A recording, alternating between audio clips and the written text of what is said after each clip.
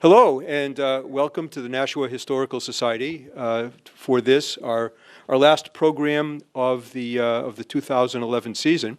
And we are delighted that you could all be here, and also that Becky Rule could be here. Becky is a very popular New Hampshire storyteller who has been doing this for a number of years, and a very prolific author who has written several books. Could Have Been Worse, True Stories, Embellishments, and Outright Lies. Heading for the Rhubarb. Live Free and Eat Pie.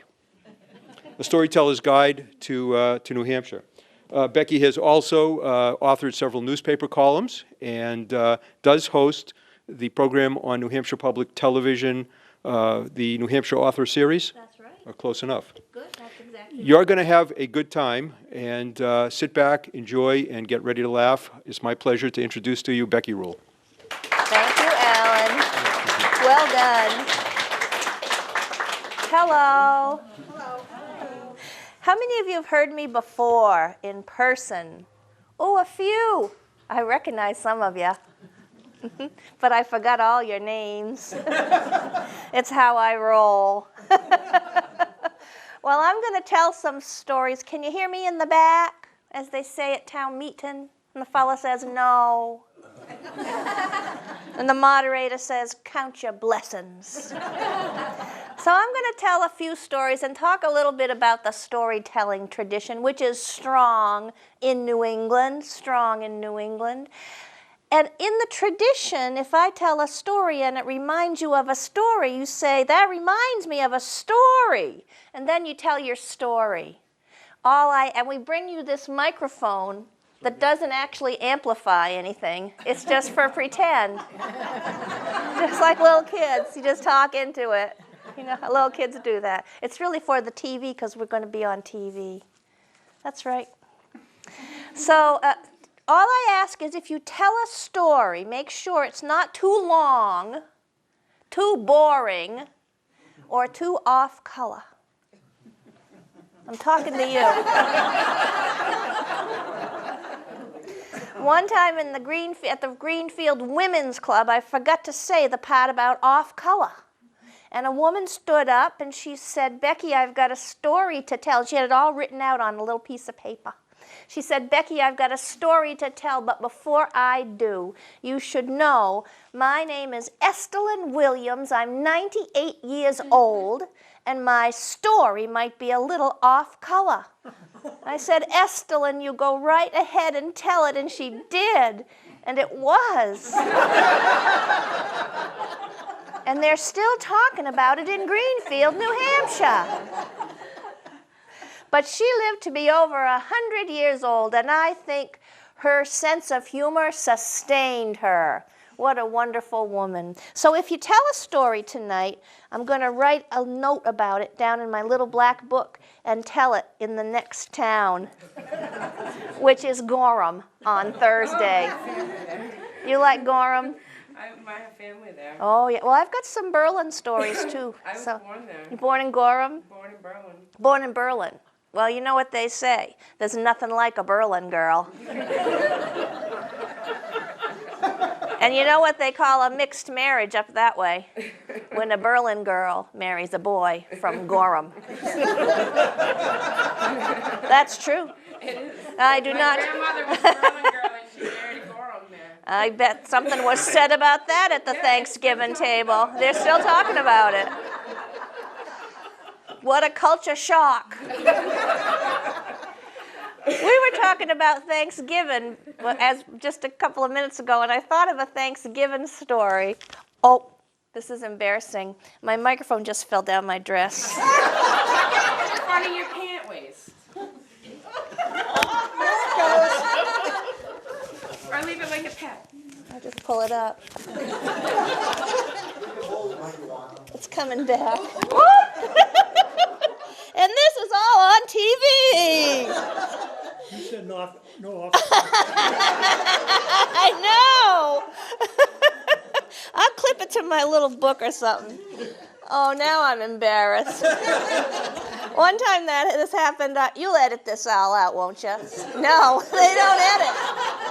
One time I was doing a show with Fritz Weatherby over in Stratford, the Bean Supper show for Channel 9, and the same thing, something similar happened, and I said, hold on, I've lost something, and Fritz comes out, I'll help. Fritz Weatherby. He'll remember that. Where was I? Oh, I was going to tell a Thanksgiving story. So it's Thanksgiving, they've all had a wonderful dinner, and they bring the pies out, the apple pie, the pièce de résistance. And everybody gets a slice of apple pie, that's French, gets a slice of apple pie on their plate, and Mother, at the head of the table, sticks her fork in and takes a bite. She says, I must apologize. This apple pie is not as good as I usually make. And the daughter-in-law says, that's because I made it. Thanksgiving story. Kind of heartwarming. And we were talking about the old, I don't know if you saw it, but there's a lot of really interesting items in this historical society, including an Old Man of the Mountain bobblehead that you're not going to want to miss. We were talking about that, and we were recalling 2003.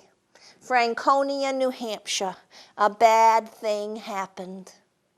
Gert called her sister Mildred. She said, Mildred, a bad thing has happened. Mildred said, what? Gert said, well, the old man fell down. Gert says, well, pick him up and call 911.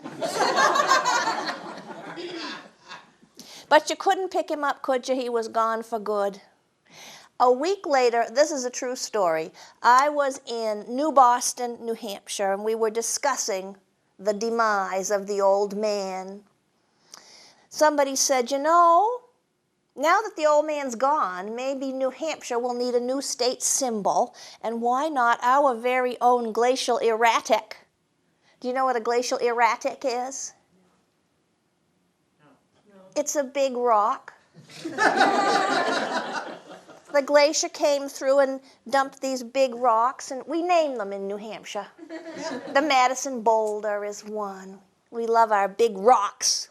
Well, this one was called Frog Rock because it looks just like a frog about to hop from certain angles. It's really tall. It's twice the height of this room probably. Great big rock. Looks like a frog. Said, well, you know, maybe Frog Rock can become our new state symbol. It'll put New Boston on the map. And somebody else said, if Frog Rock becomes our new state symbol, maybe we'll get a new state motto. Live free or croak.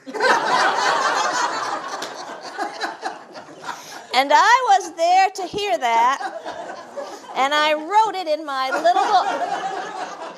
And I'm still telling that story because that's how stories get perpetuated. I almost said perpetrated, but that would be the wrong word. Perpetuated. Well, I've been thinking of a song lately that, to me, parallels storytelling. It's a song about songs. And the song is by Tommy Makem. Do you remember Tommy Makem? He's New Hampshire, we do. Well, he was a wonderful Irish folk singer. He was once on, what's that special show? You know. Ed Sullivan. Thank you, John. He was once, it's very important to remember things when you're a storyteller. He was once on Ed Sullivan with the Clancy brothers, Tommy and the Clancy brothers, sold a lot of records, lived in Dover most of his adult life, raised his family there. And he wrote a song. I won't sing it for you. You're welcome. But I'm going to tell you some of the lyrics. The chorus goes like this. Sing me the old songs of laughter and pleasure. Sing me the old songs of sorrow and pain. Sing from the heart. Sing of love without measure.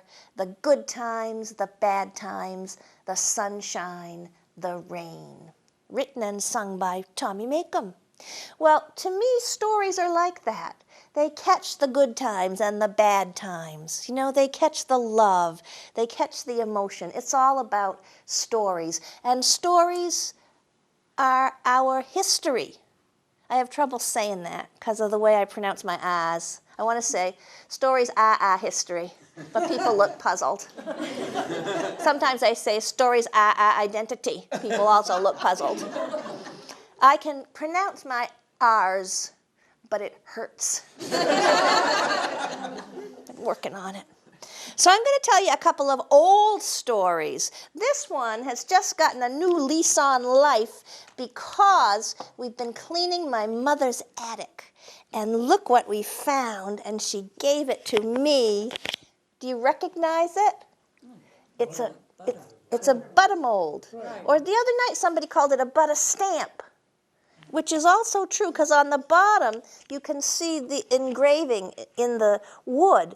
So, well, what happens is you churn the butter, or churn it depending on the kind of churn you have, and when it's about to solidify, you pour it into this butter mold or butter stamp, and then it does solidify. You can take it right apart, get the butter out, and then on top is a beautiful little design.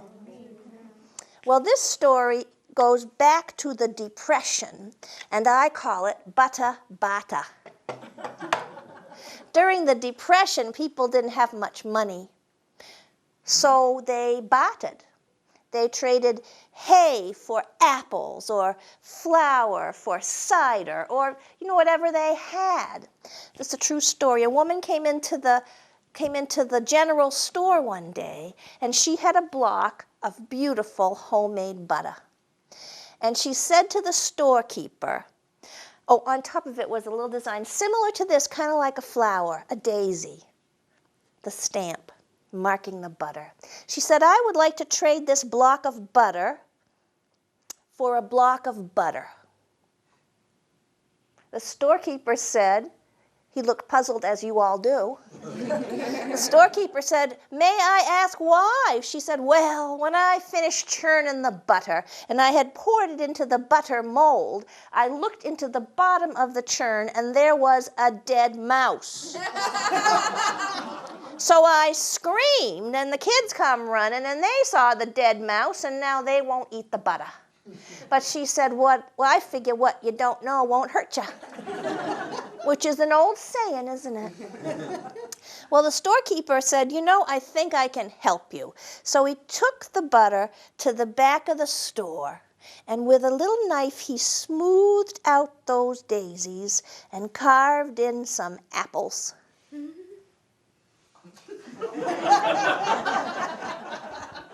He said, here you go, ma'am. You're right. What you don't know won't hurt you. And that's the story of the Butter Bata. I'm going to give you a couple more oldie stories and then pause to see if you've got a story or two to tell. This story goes back to 1894, when it was published in a book of old New England folk tales. So think how old this story is. It could go back to 1794 or even further than that. An old New England folk tale. But people don't change. It could have happened in Milford last week. People don't change. The story goes like this.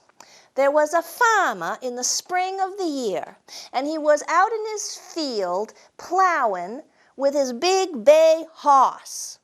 He got the field about halfway plowed when, wouldn't you know, the horse dropped dead in the furrow. Something he'd never done before. And would never do again. Well, the farmer was, of course, dismayed. But he had an idea. He was what we call a Yankee trader. He got on his other horse and he rode 5 miles up the road to his neighbor's house. He said, Charlie, you know that big bay horse I got down to my place? Charlie said, I do. That is a fine work animal. The farmer said, how would you trade your white horse for my bay? Well, Charlie thought a minute or two, He said, you know, I would trade even. And they shook on it. And you know what that means in New Hampshire? The deal is sealed. Well, Charlie, the farmer says, I hate to tell you, but my big bay horse lies dead in the furrow. Charlie says, my white horse died 3 weeks ago. And its skin is hanging in the barn. And that's the story of the Yankee trader. Now this story, I think, is an old story, but not that old. And it's new to me. Always getting new stories. It never stops. It never stops. Dudley Loftman told me this story. You know Dudley Loftman? Anybody? Yes. Yes. Most people do. He's a fiddler. I was up in Ellsworth, Maine last week. Nobody knew Dudley Loftman. But we know him very well. Yeah, he's a fiddler from Canterbury. He's 80 years old. He's been calling barn dances since he was probably in his 20s, maybe 30s. Calls all over the state. Wonderful fiddler. And he told me this story also about a fiddler. Oh, I want to tell you Dudley's last book, one of my favorite titles for books. I have two favorites. One is John MacDonald's book. It's called A Moose and a Lobster Walk into a Bar. I love that. It's Maine stories. There's no story in which a moose and a lobster walk into a bar. It's just the title. But isn't it a great title? Wish I'd thought of that. And Dudley's last book was called, and this is tricky, this is Yankee humor, just under the surface. You're going to have to think about it. She plumb Ned, she mourn plum.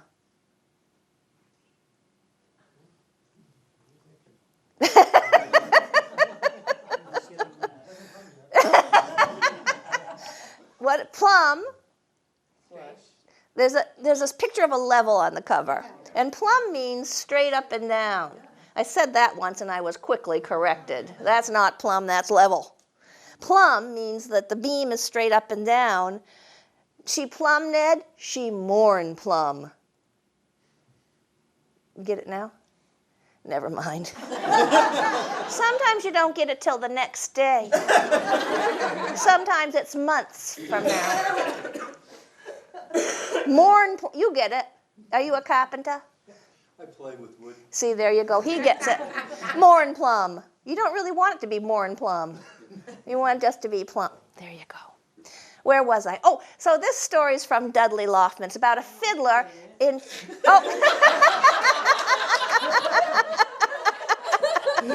One by one. Oh, I get it. See? I told you it'd come to you. Funny, isn't it? Yeah. The story goes like this. It's a fiddler up in Prince Edward Island. Well, he's a fiddler at night, but by day he's a lobster fisherman. And one day he's out in his boat with his mate, and he's hauling in a lobster trap when the rope catches around his hand and slices off the end of his finger. As the blood is dribbling down, he looks at his finger and he looks over at his mate and he says, "There goes B flat." I love that story. That's a Dudley story. He's a great storyteller and poet and fiddler. Now this story, I've told it now 4 times and nobody's laughed yet, but I don't give up. Because I think this is I think it's a sweet story. It's a true story told to me by Allison Snow.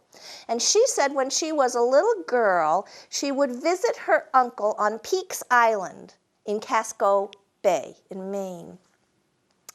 And he taught her all about lobstering and fishing, and he had a dory boat, and they had just wonderful memories of her summers with her uncle. But she says, I remember the first time I visited Peaks Island. She said, I might have been 3, 4 years old, just a little girl, and my mother let me out, and I was on the beach, and I was running around, and I was playing in the water. After a while, my mother comes, and she says, Allison, what do you think of the ocean? And Allison said, it's salty, Mama. Thank you.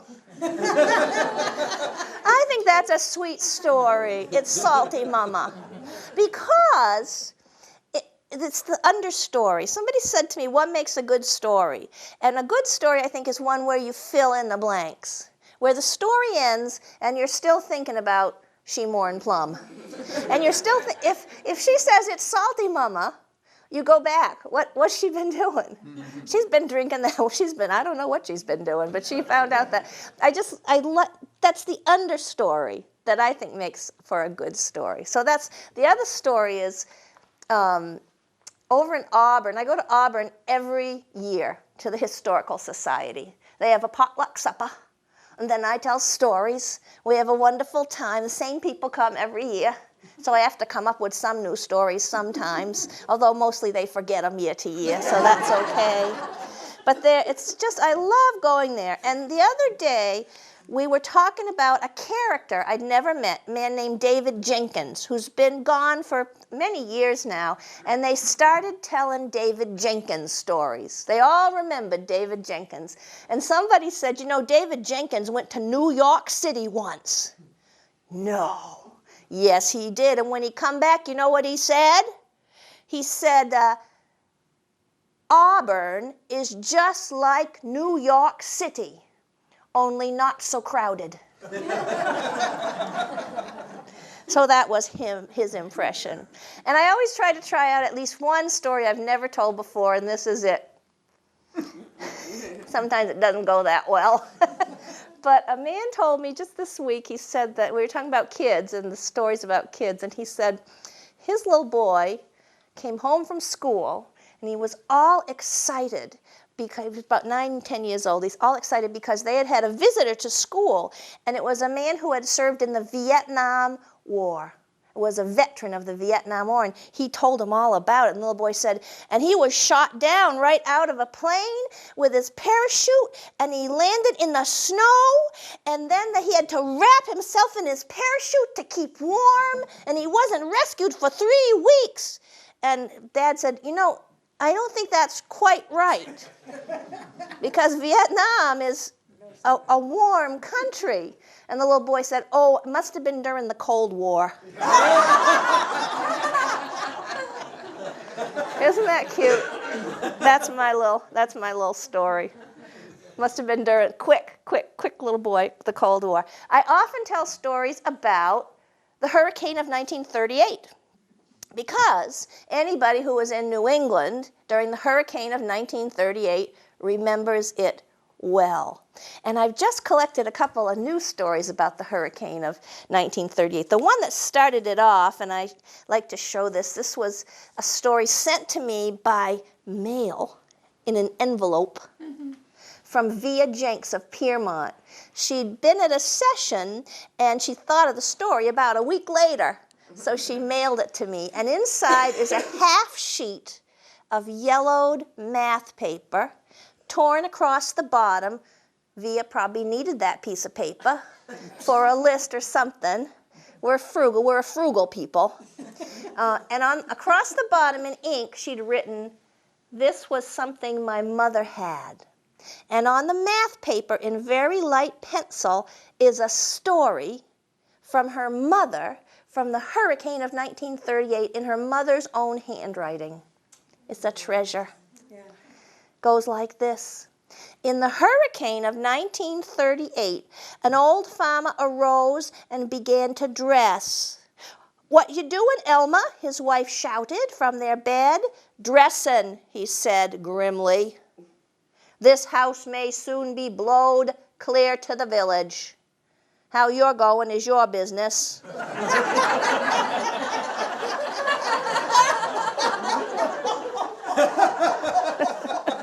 I'm a-going in my pants. This next one is really a story about stories. I like to tell stories about stories. It was up at Indian River School, which serves the towns of Dorchester, Orange, Canaan, Enfield, and Grafton.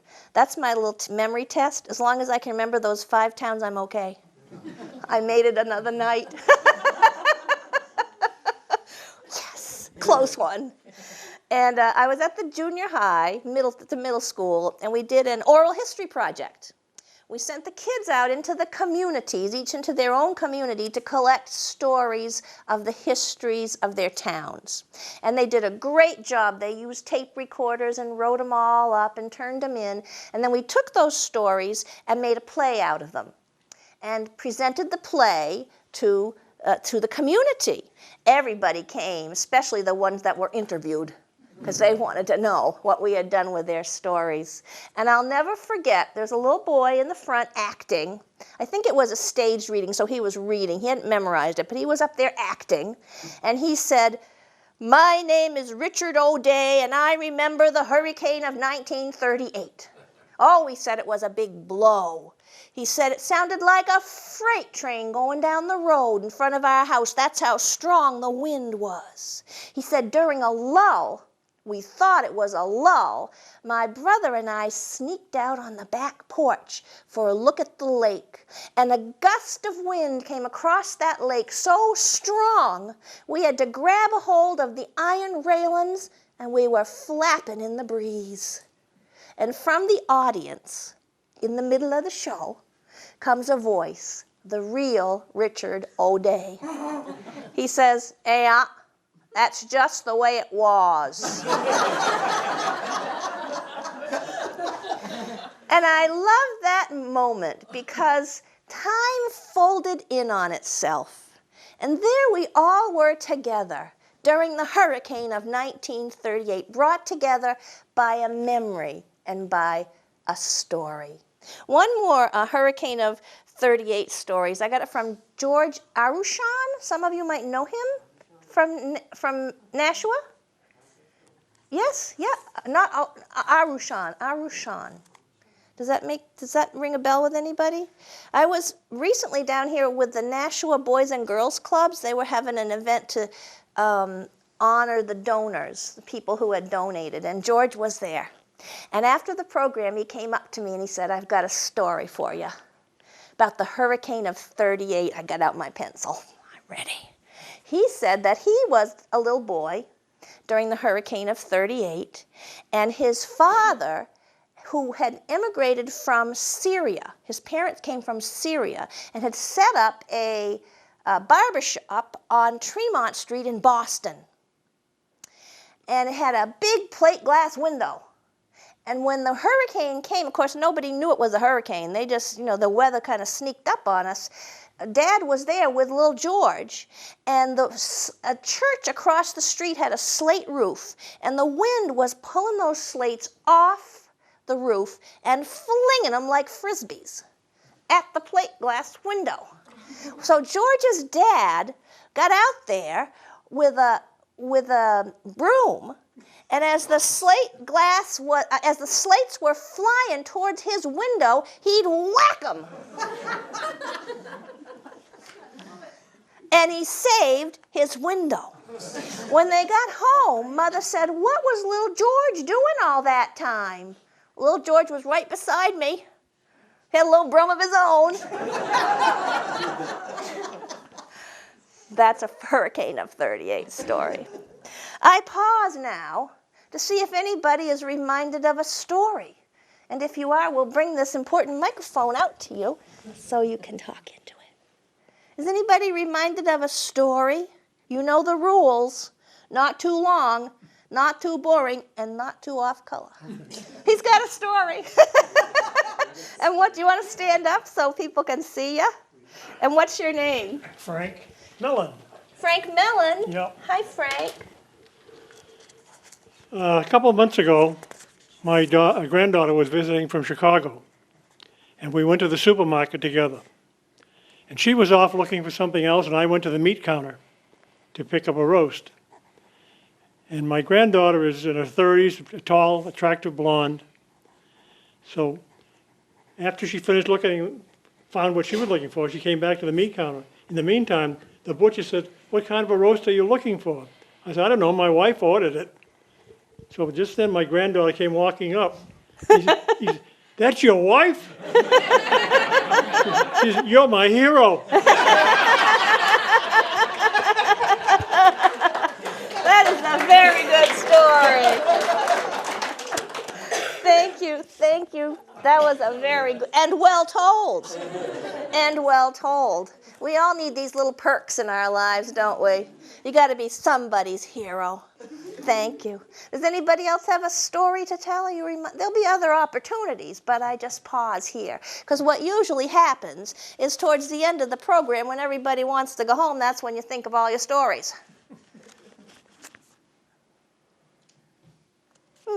One time I was in Deering, New Hampshire. I'm just reminded of this because there was a pause, sort of like this one.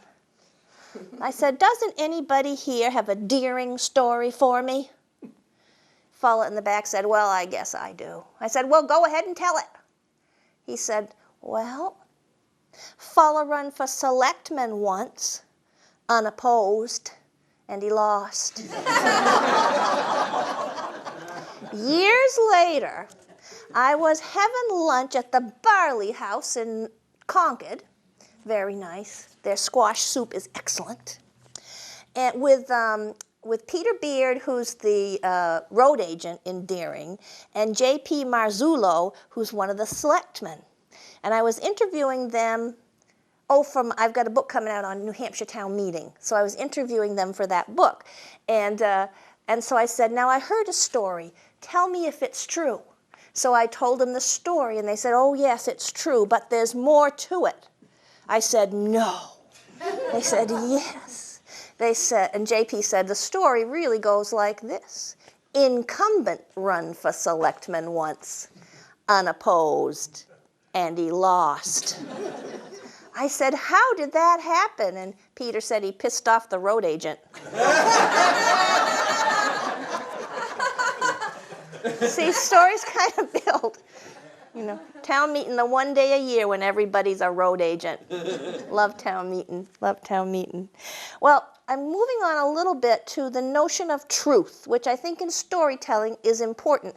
Of course, in the New England tradition, whenever we begin a story, we say, this is a true story. It happened to me last week with my granddaughter. At the grocery store, I was at the meat counter. We don't know if that's true or not. He could have just been making that up. I would never do that. No, and we always say that too. No, this is a true story. I wouldn't lie to you. A fellow said to me once, what do you do for a living? I said, I'm a professional liar. He said, are you in the House or the Senate? Quick.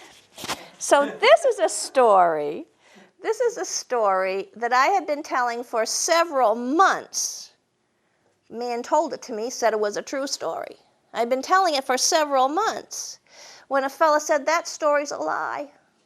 I said, what do you mean by that? He said, because there's a lie in it, and if there's one lie, there's more than one lie. So I'm going to tell you the story and see if you can figure out what the alleged lie is. Heard it from Doug over in Langdon, New Hampshire. You know Langdon, New Hampshire? Over towards Walpole. That part, I call it the heart of darkness. Have you been over there? There's all these windy roads through the woods, and there's no signs. Hills, valleys, rivers right beside the road. It rains a lot. Anyway, it's lovely. But it's hard to find your way around, I'm just saying. So Doug told me this story in Langdon. He said, actually, he was out one night over in the next town over, which is Ackworth. Thank you, John Rule. I was going to get it. I was getting there. Dorchester, Grafton, Enfield, Orange. I got it so far. So, you have to know the name of this story is Priorities. Sometimes titles matter. So he was over in Ackworth, Doug was, in the middle of the night, driving around 9:30. I don't know what he was doing over in Ackworth in the middle of the night. I didn't ask him, none of my business. But he said he came around a corner and he came upon a terrible sight. There, a car had gone off the road, had flipped over in a ditch onto its roof. The wheels were still spinning and steam was coming out of the radiator. Just happened. Doug parked his car. He got his cell phone out. He called 911. He said, there's been an accident out here. You need to send help right away. He ran over to the car. He had EMT training, Doug did. So he looked through the window at the upside-down car, and sure enough, there was a man hanging upside down by his seatbelt. Doug said, are you okay? The man said, no, I was just in an accident.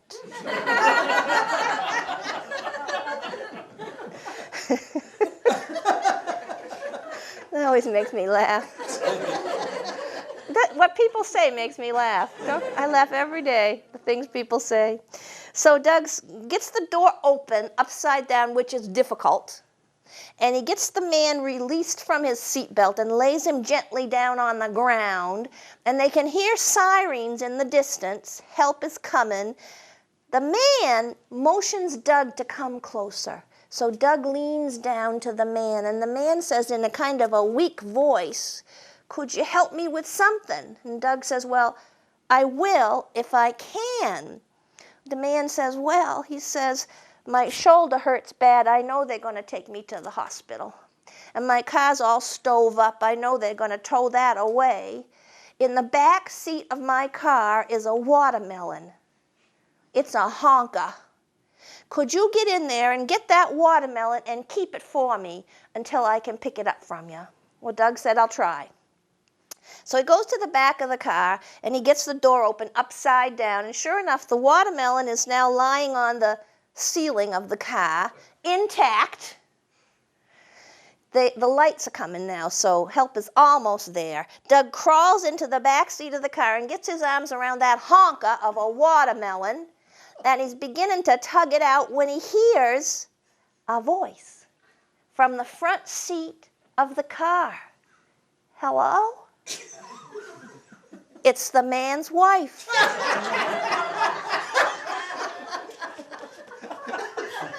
And that's why I call this story Priorities. Now, did you detect anything that might be construed as a lie? No, of course not. Well, the fella said, I know there's a lie and this is it. He says there's no cell phone service in Ackworth. So I call it the miracle of the watermelon. So that's a story of Doug and the watermelon. Language is of great interest to me, and my newest book is called Heading for the Rhubarb, a New Hampshire Dictionary, well, kinda. And it started, actually, my publisher asked me to write this book. John MacDonald had written one about Maine, a Maine dictionary.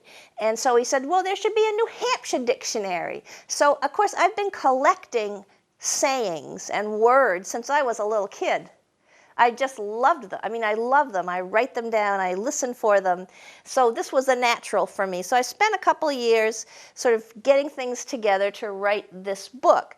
And so I'm going to give you a couple of examples from it. And maybe it'll trigger some language for you, or some old expressions. Like somewhere in here, there's an expression that I got from Jenny Brown. It's in the S's. Sick abed in the wood box. Do you know that expression? Sick abed in the wood box? Well, in the olden days, Jenny said that what happened was she went to her doctor, and he said, how are you, Jenny? She said, I'm sick abed in the wood box. And he looked puzzled. So she said, I could tell he wasn't from around here. She's from Gorham. Jenny's from Gorham.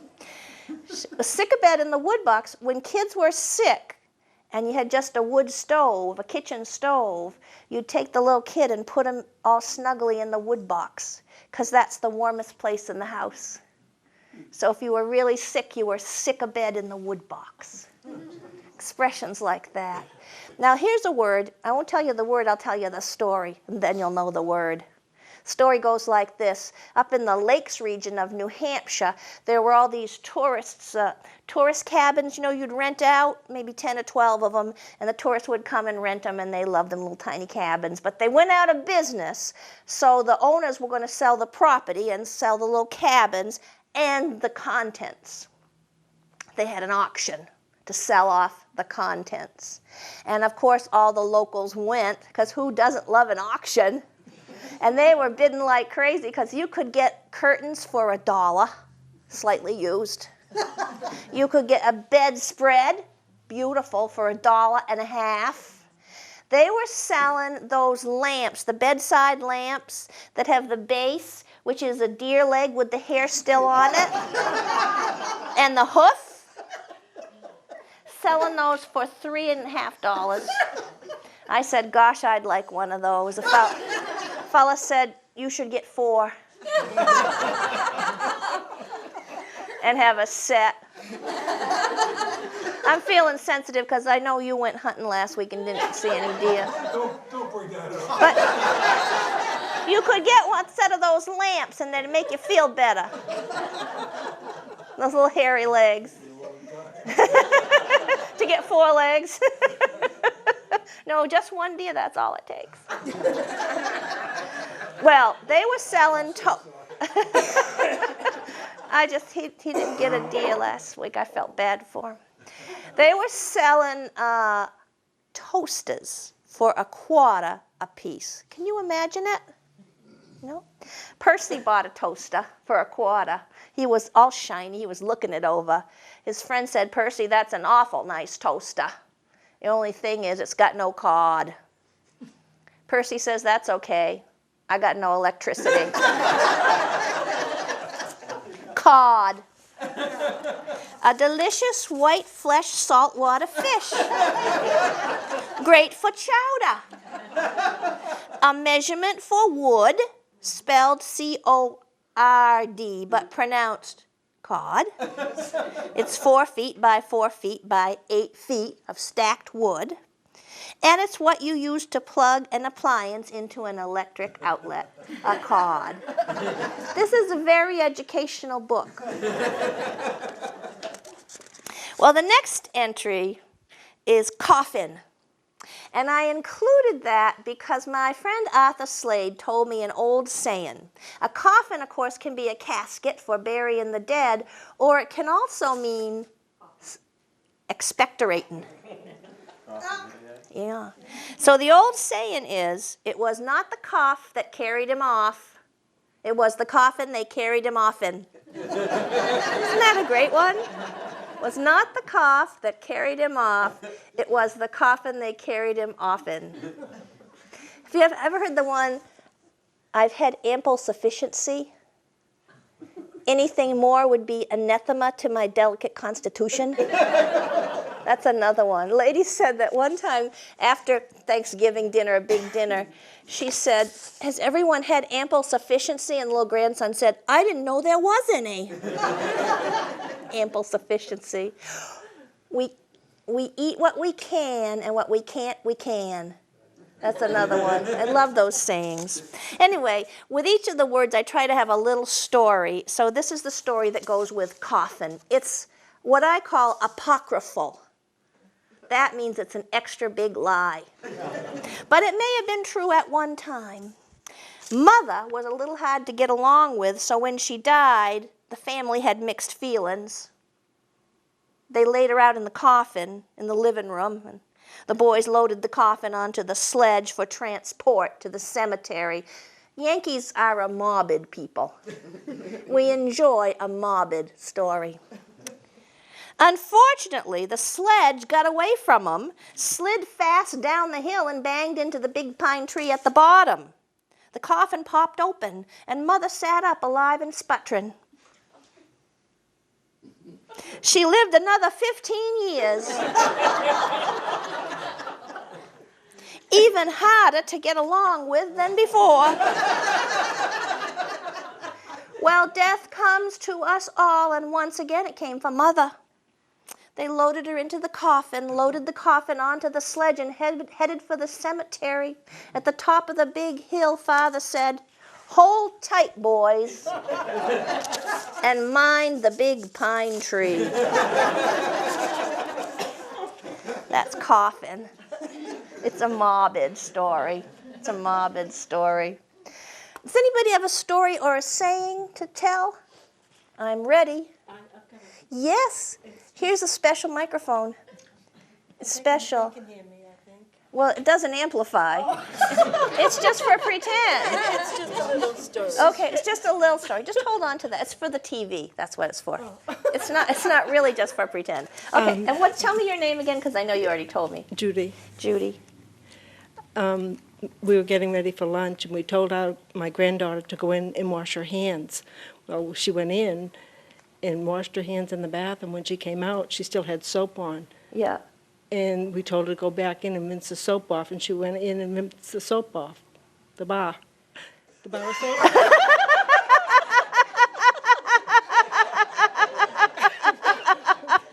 The bar. That was good comic timing, Judy. She went in and rinsed the soap off. The bar. It's all about timing. It's all about rinse the soap off. The bar. Well done. Well done.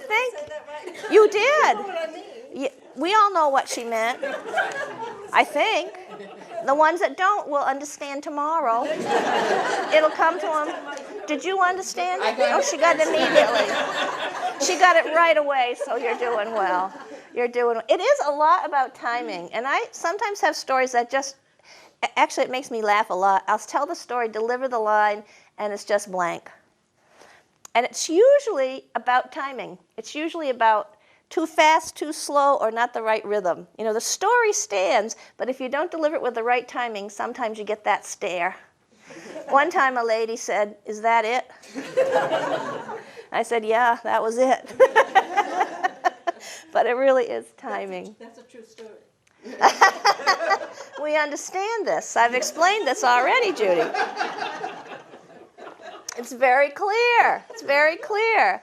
Well, who knows about Bert and I? Bert and I. Most of you do, Bert and I. They were, some of you don't know about Bert and I, but it'll come back to you. Have you ever heard the expression, "You can't get there from here"?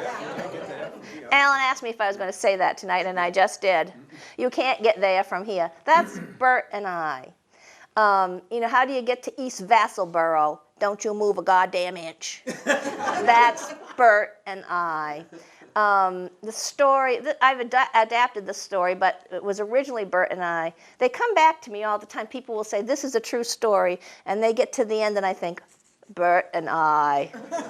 Bert and I, who was Bob Bryan and Marshall Dodge, two Ivy Leaguers, not from Maine, but who loved Maine, went along the coast of Maine and collected stories from the lobstermen and from the islanders and from the fishermen and from the natives. And they put them together in a record in 1958 called Bert and I. They were simple folk. And then they put out another record called More Bert and I. And these records sold many, many copies. They were very popular. And so what I say about them is they did not invent Yankee humor, but they made it accessible to a lot of people. They popularized it. We do have a particular kind of humor in this part of the country, and Bert and I made other people know. Of course, we all loved it, because it was the kind of humor that we heard at home. You know, it's the kind of humor that we know in our families. So they published their first record in 1958. In 2008, my publisher, Island Port Press, brought out some of those stories on CD for a new generation. And they said, you know, we want to launch this CD with a big celebration. What'll we do? So we'll get together a bunch of storytellers, and we'll have them tell nothing but Bert and I stories for a whole afternoon. Where will we do this? At L.L. Bean in Freeport, Maine, the mothership. So one beautiful summer day, we went up to L.L. Bean in Freeport, Maine, the mothership, and it was me and Tim Sample, John McDonald, Kendall Morse, and who's the other? Oh, Fred Dodge, who was Marshall's brother, and Bob Bryan, who was the original. Marshall died, unfortunately. So we were all there, and we were telling Bert and I stories all afternoon. Huge crowd. We had to do it twice because so many people came. And what I noticed was people in the audience were mouthing the words to the stories. They knew them better than we did. They knew them by heart. And that taught me something about stories. It taught me that there's something rather wonderful about knowing a story, about hearing it again. It's like hearing a song that you know again. And I hadn't really believed it till that moment. Although one lady said to me once, "Becky, I don't mind when you tell the same story. That way I don't have to wonder how it's going to end." And there is something to be said for that, taking these stories in and making them part of your life, of your vocabulary. I mean, you all have maybe a poem or a song that you hear certain times of the day, and you carry it with you. So I'm going to tell you a Bert and I story in homage. That's French. Maybe, I don't know. In homage. And I'm going to tell it about twice as fast as they would have told it because we don't have enough time. And I'm going to try to tell it in using their technique, which is the true Yankee technique, which I have not mastered, of the dry humor. This is where the teller keeps a straight face, does not smile, does not indicate that he or she has any idea that what she's saying is funny. Dry. I shall do my best. I'm doing my, now see, you're good at it. You've got that dry look. You're good at it. He's good at it. He's got that look. He's got that Yankee look. Are you from Vermont? Maryland. Maryland? My goodness. I always say Yankees are not born, they're made. Well done. Well done, sir. I know I can usually spot a Vermonter because they've got dry down to a science. I had a fella sit in the back of the hall 3 times. I was doing stories along the Connecticut River over maybe the course of a year, and I recognized him. Sitting in the back of the hall through the whole session, never cracking a smile. So after the 3rd time I went up to him, I said, "I noticed you've been sitting in the back of the hall for 3 sessions and you never cracked a smile." He said, "I'm a 5th generation Vermonter. We don't." And it was true. It was true. It was a true thing. So this is a Bert and I story told in the Bert and I style. If I can pull it off, I'll do my best. It's called The Body and the Kelp.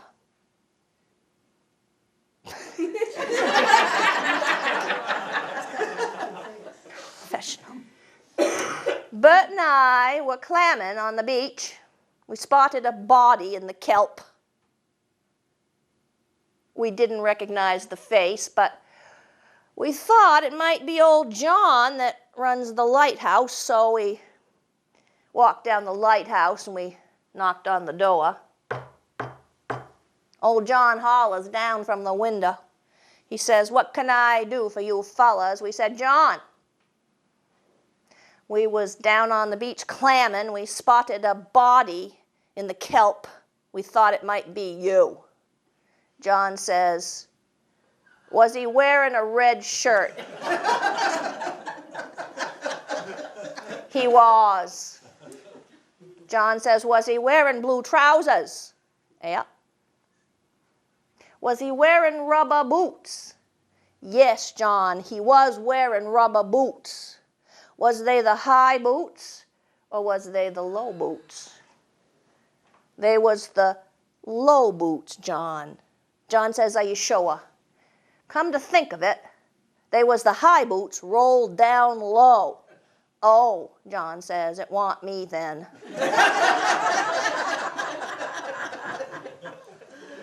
That's Bert and I. Does anybody know a Bert and I story they're ready to tell? So many of them. One of my favorites is, and it's been adapted, and it comes back to me once in a while, but as a true story. But it is a true story. Some people from Massachusetts to our south. We're kind of close to Massachusetts right here, aren't we? Yeah, I call it the Deep South. Some folks from Massachusetts had never been to Maine. So on a Sunday, they took a ride up to Kittery, Maine. And they went to the Kittery Trading Post, and then they went across the store to the Weather Vane, across the street to the Weather Vane, had a nice lunch. And they thought, you know what? We got some time, we can go all the way to Portland. So they were in the parking lot of the Weather Vane, and they had what we call a map. It's made of paper, folds, and we used to have them. They had unfolded it on the hood of their car, and they were looking it over, and a local comes walking by, and they said, "Could you help us?" So he shuffles over. They said, "Now we see here on this map we can take Route 1 up to Portland, or we can take I-95 to Portland. Does it matter whether we take Route 1 or I-95? And the local says, "Not to me, it don't." See, that's Bert and I. Oh my goodness, we're running out of time. I'm just getting started. Does anybody, I'm going to do a grand finale, but does anybody have a story to tell? I've got a similar story. Oh, well, let's hear it. Wait, here's your microphone. Yeah, it works. He can hear that. Just see the guy in the back with the earphones on? He's like... A fellow was from New York. From New York. Yeah. Yeah. Driving on a country road. Yeah. He went by this old farmhouse. And on the porch was an old guy rocking in a chair. Yeah. So they stopped and said to him, "Can you tell us how to get to whatever?" And he said no. No. So he said, "Well, have you lived here all your life?" He said, "Well, not yet." Well, the conversation went on, He said no. He said, "Do you know how to get to East Vassalboro?" He said no. "Well, do you know how to get to, to get to I-95? No. Well, do you know how to, do you know which way is south? No. You don't know much, do you?" And he says, "Well, I'm not the one that's lost." That's the complete story. Lived here all your life? Not yet. We're an optimistic people. Does anybody else have a story to tell? I got a few. Yes, thank you. Wait, you need your microphone. I'm not sure how funny this is going to be, It but doesn't have to be funny. it has to do with my brother. Your brother. And what's your name? My name is Judith. Hi, Judith. Hello. He and my mother, well, he was very, very young, toddler, and being Protestant, he'd never seen a nun. Uh-oh. So they're getting out of the car, doing the annual, winter or the fall clothing run to Jordan Marsh, which was a tradition. Yes? And as they're walking in, down the walkway a little ways, a nun in the full black garb gets out, and in the voice that only a toddler can do, "Mommy, is that a witch?" And my mother quickly, "William, don't say that," hushed him, and they went in and did their shopping. Well, it turned out that the nun ended up right behind them in the checkout line. Oh, no. And apparently she had heard my mother hush him, so she looked down at my brother with a big smile and said, "Hello, William."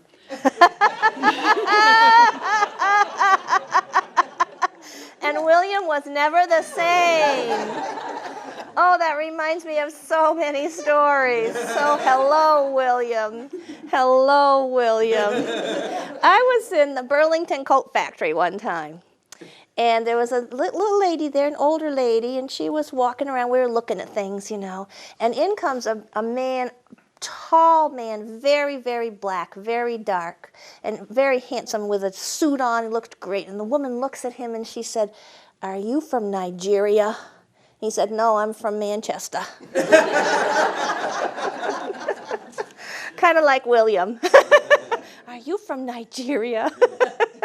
Yes, Judith? Tell the story. It's always William, never Will or Bill. He was Right. in first grade, and the teacher said, Bill, sitting right in front of him. And some little kid in the back row said, "I think you mean William." She said, "William goes right here." Oh. And what does he do now? He's a manager for a lighting company, and he flies to Hong Kong 3 times a year for me. William has done all right for himself. William has. Well, we are approaching the witching hour. 8:30. I try never to make people sit more than an hour because it's just not right. But I think I'm going to give you 2 stories to finish up. One is, you reminded me of it. And the other I haven't decided yet, but I will. This story I call a community story. I heard it in Potter Place, New Hampshire.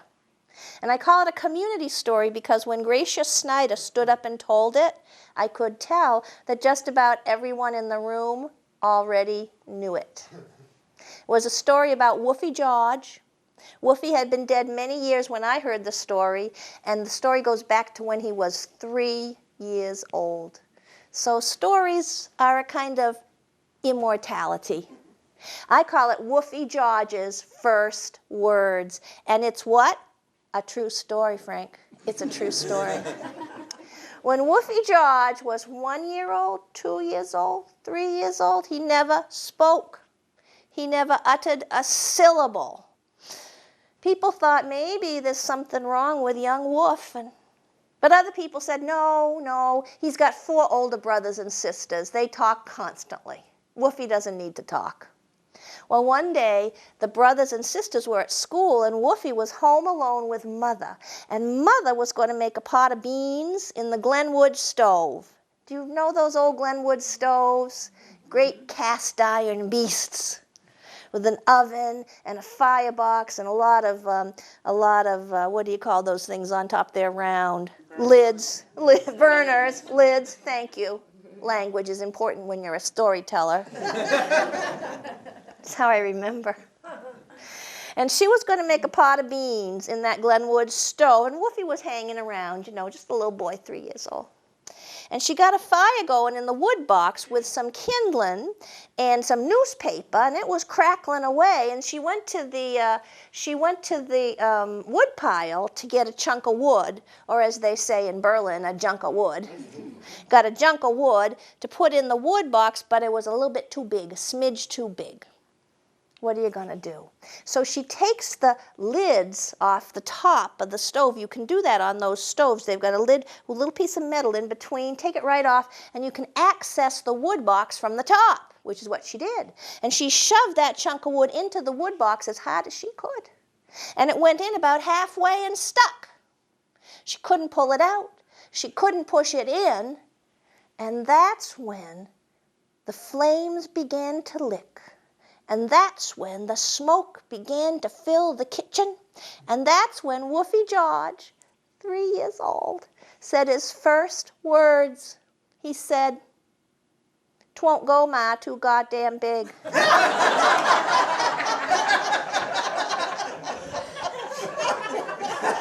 William. Little William. Well, this last story is also about stories, and you'll know when you hear the end of it. But I received a wonderful gift last winter from a woman named Heather Pike from Barnstead, New Hampshire. She sent me a tape of her grandfather, Warren Angus Wilbur of Seabrook. Warren Angus Wilbur had made this tape in 1973 when he was in his 90s. And he was telling stories of his life. And on the tape, it's just an audio tape, you can hear him tell the stories, and you can hear the family say, "Grandpa, tell the one about." "Grandpa, do you remember the time?" And they're sort of correcting each other. It's a wonderful tape, about an hour long. So I'm going to tell you a Warren Angus Wilbur story to finish off our evening together. Before I do, thank you for telling stories, and thank you for laughing. It's salty, Mama. Salty. Warren Angus Wilbur loved nothing more than to go to Pittsburgh, New Hampshire, with his best friend, Razor True. They would make the journey from Seabrook to Pittsburgh in the middle, which is about as long a trip as you can take in the state of New Hampshire.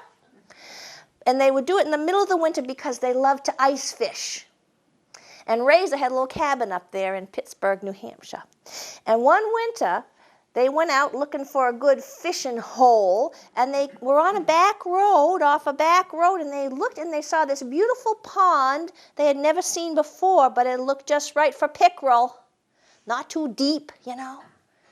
Not too deep, not too big, just right for pickerel. So they unloaded the truck. They didn't have an auger. They had a chisel and an axe, and they went out to begin to dig their first hole in this pond. The ice was a foot and a half thick. Well, that was all right. As they were working, I'm going to tell you the story that will leave them working, chipping away with their axe and their chisel, taking turns so they don't get exhausted. Unbeknownst to them, this pond had a history. A few years before, the loggers had come into this wooded valley and they had clear cut. Now, this was in the winter when the snow was about most logging goes on in the winter. Snow was about 4 feet deep. So when they cut the trees, they didn't dig down to the base of the tree to cut it. They cut it where it lay, 4-foot stumps through this whole valley. Well, that was okay. The beaver moved in and they dammed up the little brook that went through the valley and created this pond about 5 feet deep, just covering those stumps. Well, that was okay. And then this winter, the ice froze nice and thick, and the beaver moved out, and the dam broke, and the water drained out of the little pond, leaving just this 1.5 feet of ice sitting on top of those stumps. Do you have the picture? Frank, this is a true story. Well, that was okay. So they got their hole punched through the ice with considerable effort, and they looked down and there was no water. This was a great disappointment to Warren Angus Wilbur and Razor True. However, they looked down the pond and a couple of other fellas had seen them out on the ice, and they had the same idea. So they were making a hole at the other end of the pond. Well, Razor had a thought. He slid through his hole, and he crawled the length of the pond. And just as those fellas finished making their hole and pulled back the chisel, Razor popped up. They said, "What are you doing?" Razor said, "Well, I drowned it a while back, and this is the first chance I've had to get out." And in the background on the tape, you hear a little voice. I think it was William. And William said, "Grandpa, is that a true story?" And Warren Angus Wilbur said, "Yeah, well, most of it." Thank you very much for listening.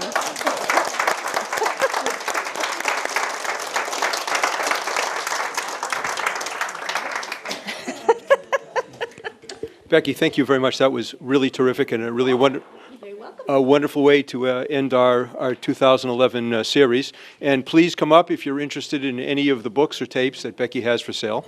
And before we go, I just wanted to introduce the president of the Historical Society, Bill Ross, the curator, Beth McCarthy, and also members of the board of directors, if you could just kind of raise your hand to be identified. Okay. And also, all of you, thank you very much for coming. All of the programs here at the Historical Society are free and open to the public. And get to know us. I think you'll like what you find here.